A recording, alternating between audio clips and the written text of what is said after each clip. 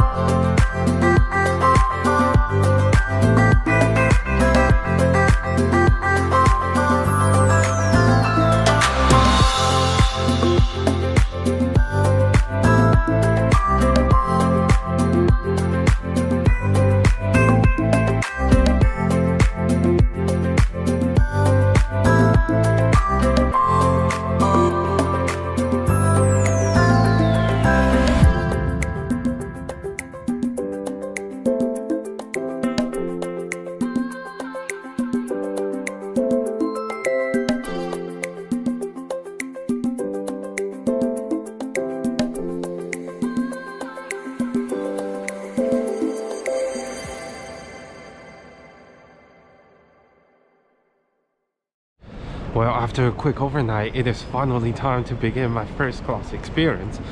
And the first step, let's go look for the first class check-in, huh?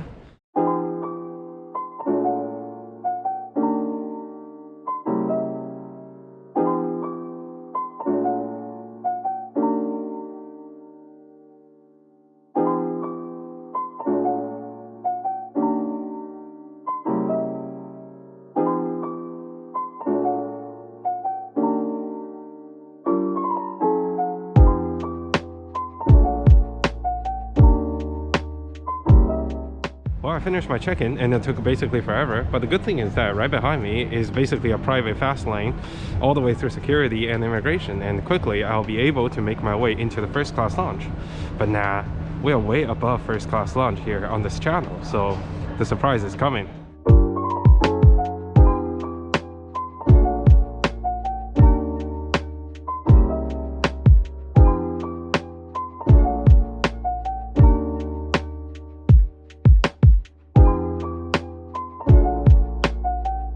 You see, I haven't been to many first class lounges before.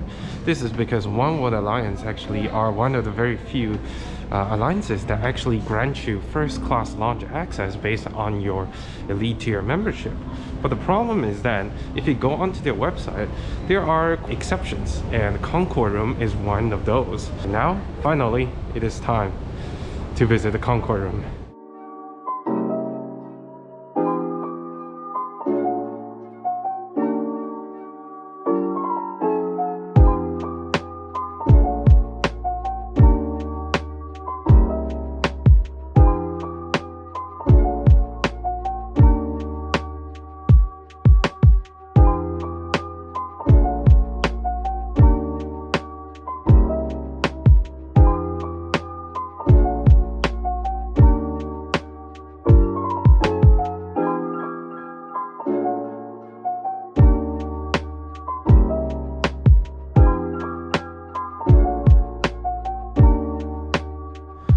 once you get here, you immediately notice that, you know, it's a lot quieter and the environment is much more, how to say this, upscale and less commercial.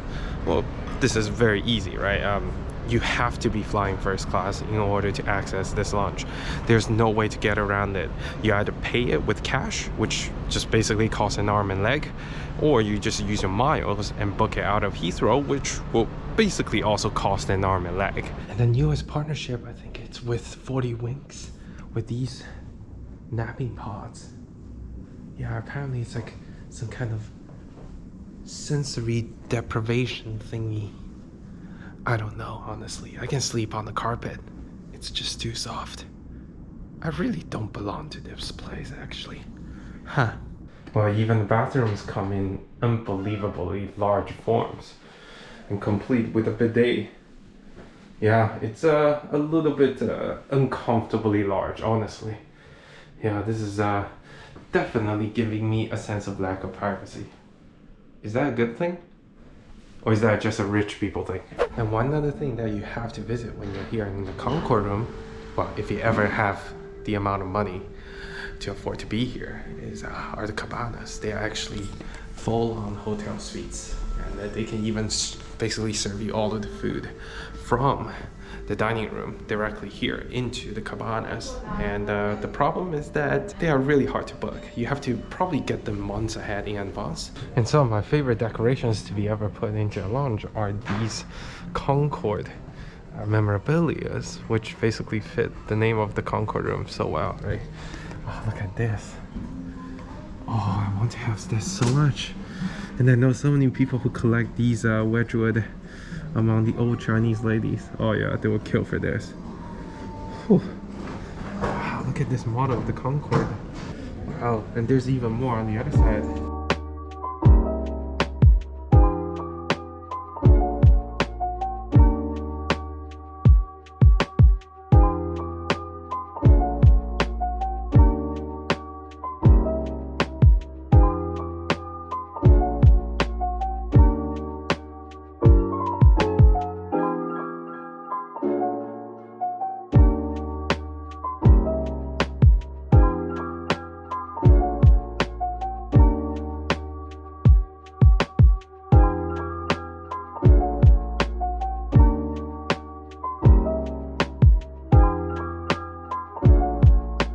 One thing that you will notice that it is one of the very few lounges I've ever been to that actually does not have a buffet spread. This is because even though it is technically a first class lounge, a lot of the other first class lounges that you will find all around the world are actually filled to the brink with buffet. It's way cheaper to operate that way, but here in Concorde Room, that's not the thing. So the only way to get any food here is to actually sit down and enjoy a proper meal. And you can see have the menus right here, and they are so extensive that it basically takes quite a while, like reading a novel book, to read half of it. And here on the wine list, the two champagnes that they offer, especially the Grand Siècle, is actually some of the most expensive champagnes served in the entire airline industry. The Grand Siècle can retail to more than $400. As for the rosé that I ordered, it is only $100 a bottle, so cheers to half a month of my salary down the drain. Bubbly, very nice. I don't know anything about wine. Well, now that my starters are here, this one doesn't count, right? Yeah, it doesn't. Let's enjoy. This is some kind of pork, I'm pretty sure. And that is a salad. Yeah. No way, that's what the dishes are. Like, it has to be something more like, let me read them to you, okay? Air-dried Dorset pork, cauliflower, apple puree, fennel, and radish salad. And the salad is called the Waldorf salad. Vegan. Apple, walnut, grape, celery, and jam lettuce with parsley and soy yogurt dressing. I knew about half of these words. 12 seconds later. Well, since I've decided to become healthy suddenly this morning, I decided to order mackerel as my main course, and you can see it has just arrived.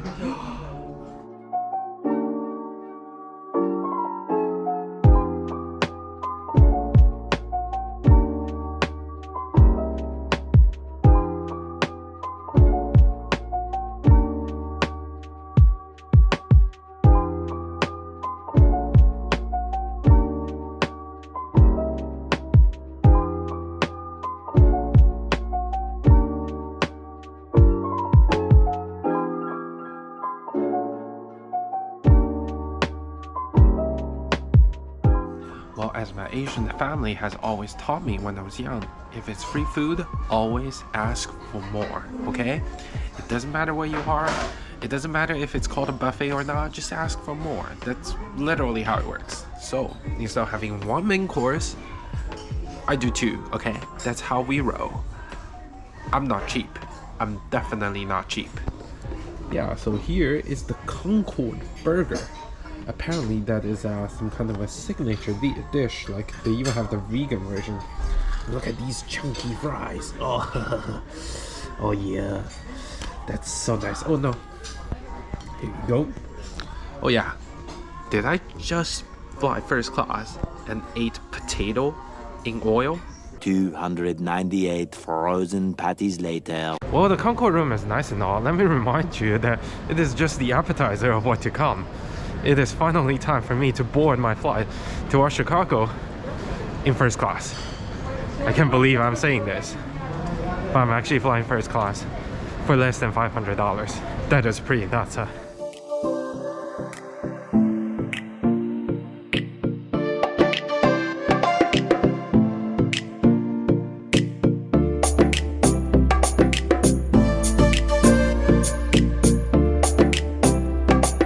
After walking down what I believe is the longest jet bridge in the entire world, I finally arrived at the bird that is gonna take me to Chicago today, a British Airways 787-10. And upon boarding, I was warmly welcomed by the cabin crew, and my onboard first class privileges immediately began. Hello. Hi. Oh, 2K. Okay, I'll take you. Ah. I was taken directly past the plebeians who could only afford business class, since for people with such high class like me, it would be impossible to even lay my eyes upon them. And I was escorted to my seat, 2K. And let's begin a tour of our home for the next 8 hours. And one of the highlights that differentiates this seat from a business class one is to the left. By pressing a small button, I opened a tiny closet. While it sounds impressive, it can only fit a t-shirt or two and perhaps a few pairs of dirty socks from my roommate's wardrobe. And placed on the footwell is a pair of earphones, which I will detail later, and a small packaged blanket that feels very soft to the touch and is used mostly to keep yourself cozy during the flight, as there will be proper bedding for sleeping. And the ottoman to place your feet is also adjustable in height because it can be converted into a proper seat in order for you to dine face to face with a companion. But for a solo traveler like me, I never have to worry about placing anything other than my feet on top of this piece of fabric. And moving on towards the right hand side, underneath the well constructed table surface, I could also find a small button that allows me to press it and release the tray table. It is folded in two halves, and once you open it, it reveals a beautiful surface. Even though at the hinges, the piano glass finish was chipped, probably due to someone placing something small and hard inside before slamming shut the table. And as I was admiring, I was also handed the menu as well as the welcome drink. Who says I cannot have a mimosa at 12 noon by myself? And I will detail the menu content when I get to the lunch service. And now turning our attention towards the window, it can be dimmed by pressing a button without the needs of blinds, per 787 traditions. And right in front of it is a very elegant lamp that you can control using a special dial towards the right side. And that system also controls your seat pitch, and it's only a knob that you can twist one way or the other to make the seat flatter or more upright. And towards my elbow space, there's also a very large cubby that is used for all kinds of other purposes. It is deep enough to accommodate a water bottle, but it also houses the entertainment control module, and you can pull it out and close the lid with no problem. And this is also the place where you'll find the safety instructions. But of course, even a newborn infant would know the content by heart these days. On the eye level towards the right side is another large storage space. And of course, you can look at your successful self in the mirror because you have truly made it. You are now flying first class.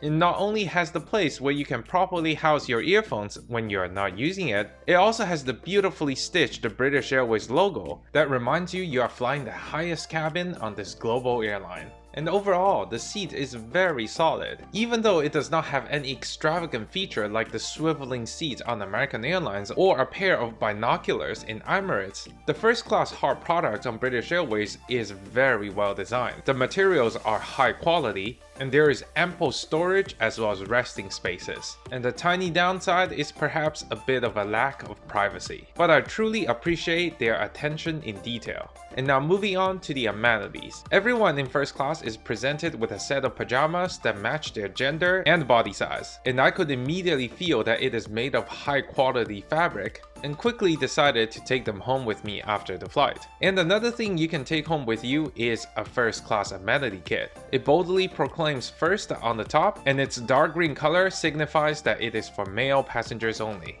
And once you open it up, inside is a bunch of regular fares such as eye shades, earplugs, a pen, as well as dental kit. And it also has a bunch of gels and lotions that I do not even recognize at all. And it is from Elemis, and I believe it is a very good British brand. There's also a stick of deodorant as well as lip balm, and there's even a comb that comes with the package, which I think is a good touch. But overall, there's nothing super special about the amenity kit, and it is time for us to buckle up and get ready to take flight.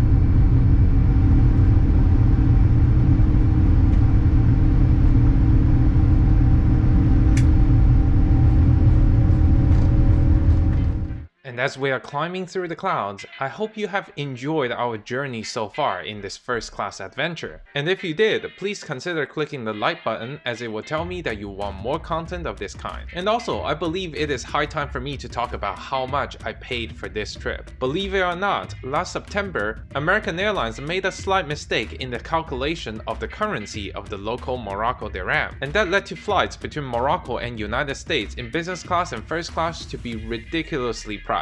And as you can see with my receipt here, I paid $770 for my entire round trip between Casablanca and Miami. So technically, all of the flights that you are seeing, the business class from Casablanca to Madrid and then to London, and now the flight I am in first class from London to Chicago and then eventually into Miami, only cost me about $380. And this is what I will call a steal. And how can you also manage to grab one? Well, this is the part I tell you that you should subscribe to my channel. This is because I make all kinds of travel hacking video, and I even have a travel hacking playlist linked on the top right here. And whenever such a good emergency deal pops up, I will usually try to post it as soon as possible on my community tabs. And you can see these are not rare at all. So welcome to the family, and I hope that we can meet soon in the community tabs and all around the world. And now let's get back to the in-flight entertainment system. As we climbed above the clouds, I decided to play around with the screen and quickly found out that while the screen is large and modern, it is surprisingly laggy, as you can witness here.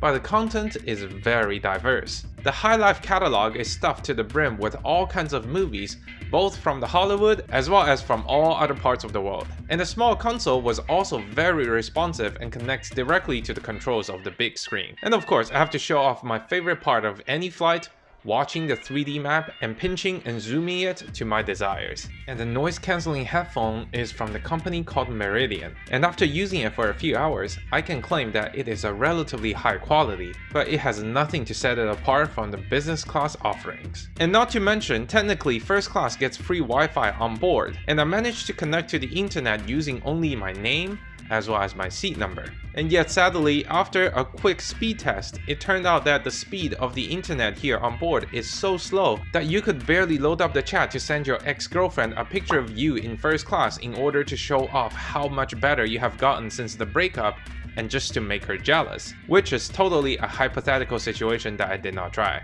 But that is enough tech speak for the day. Let's move on to something a little bit more palatable. Taking a closer look of the menu, you can see that this flight has 2 meal services. The first one is a full service lunch, consisting of 5 different courses, starting with canapes and then into starters, and eventually into the main dish, along with a selection of sides. And then you will finish up with a cheese plate and a few options of desserts. And right before landing, there is also a light meal service, and this one will only have 3 courses: starter, main, and dessert. And the other half of the menu is dedicated to all kinds of other beverages that you can have anytime during the flight, ranging from a huge selection of coffee and tea, and every single kind of soda and non-alcohol drink under the sun, but there is also a very diverse selection of wines, alcohols, and spirits. The champagne selection is the same as the Concorde Room on the ground, so I will not give a full detailed description here, but feel free to pause the video anytime and take a closer look of all of the options available,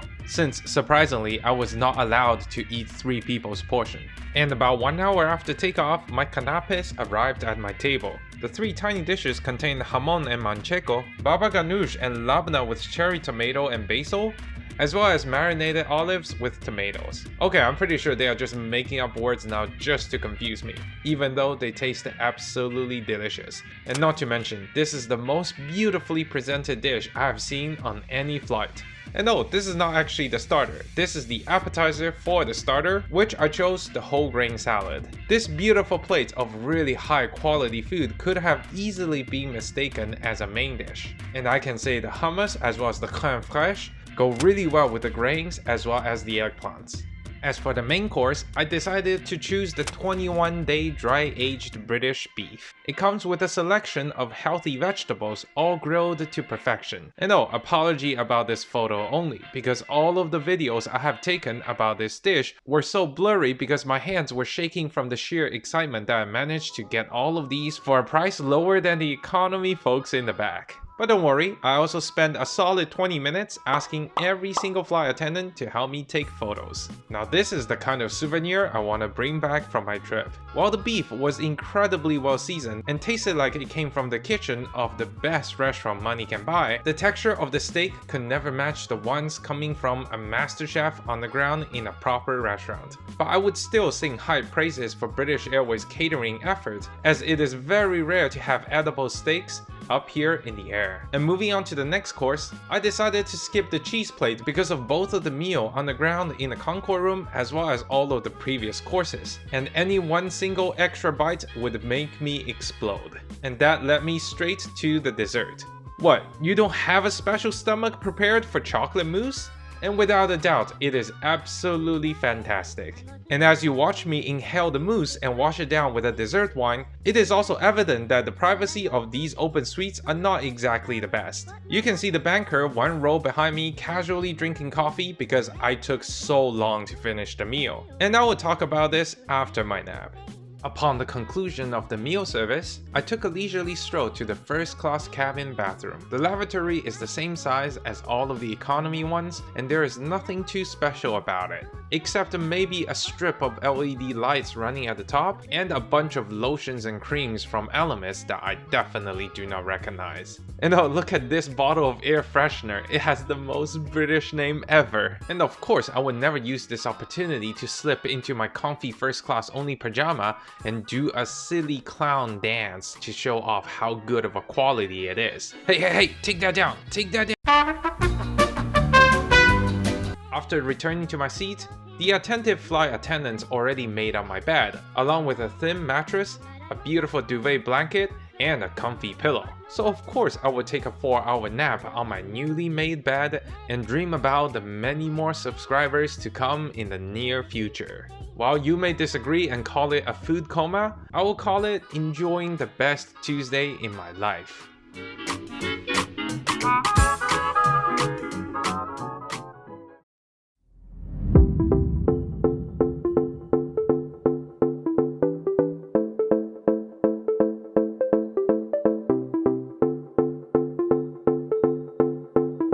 As I woke up from my routine beauty sleep, we had already crossed the Atlantic and were rapidly approaching Chicago through Quebec. I realized I did not have too much time left and decided to munch down the Thai curry pre-landing light meal, and the rice was surprisingly good, given the fact that plane cabin pressure and moisture generally do not mix. However, my attention was dedicated to the cabins behind me. While economy and premium economy had nothing too much to rave about, this 787-10 is equipped with the new Club World Business Class suites. And as I took my first look, I immediately realized this business class might be one of the best in the air these days. These newly refurbished suites have almost the same amenities as my first class open suite, and it comes with a door. Not to mention, almost all of the materials and design are almost as good as, if not superior to all of these I have in my first class cabin. This might be in one of the very few existences in the airline world that I believe first class is inferior to the business class in the same airplane. You can see the screen is almost as large as mine, a little bit smaller maybe, but the finishes are much more, how do I say this, rigorous, right? There's no wiggling parts, and there's like, let's see, the table design is almost very similar, and then the storage, look at this, it's actually a very well designed seat. Wow, and then look, this is actually a screen. Whew. God. Yeah, the storage is pretty nice as well. Wow. Yeah, if I paid like a full price to fly first class, and then I see business class being like this, whew, I'll probably go mad. And that is the strange state British Airways is currently in these days. While people used to joke about their first class as being the best business class in the entire aviation industry, their old business class was definitely subpar to say at the least. However, after our new round of renovations, the new Club World suite has improved so much that I dare to say it is definitely one of the top 5 contenders of the best business class seats in the entire world. And yet, its first class has stagnated, and now there's almost no difference between the first class and business class. And it was even more jarring to see them side by side on the same airplane. While the first class suite has a little bit more space and definitely better food, beverages, and service, business class has the advantage of newer designs, better ergonomics, an actual door for privacy, and not to mention a much friendlier price. Since first class on British Airways' most direct routes can go into the tens of thousands easily, there is almost no reason I think anyone with a right mind would choose first class over business class, given the fact that they have virtually become the same. Do you think spending double amount of money compared to business class is worth the first class experience I have showed you today? Let me know in the comment section down below. But right now, we are descending through the clouds into the cold, rainy, and cloudy, windy city. But I doubt anyone in the world was prepared for such a drastic transition from Morocco in the morning all the way into the frozen Illinois by the evening. That is for the me in the next part to worry about. So let's just enjoy this landing with the beautiful lights as our cover.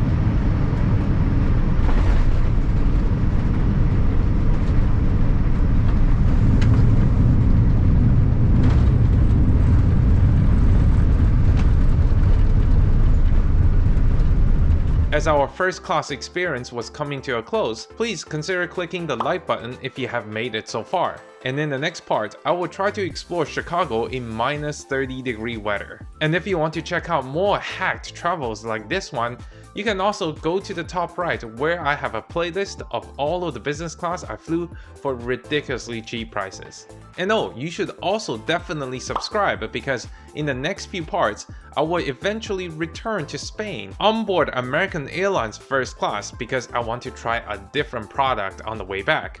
And yes, that was included in the $768 total. So while I ride this $2 metro towards the city center after finishing a first class flight, I hope I can take you on board with me on a different adventure on my channel.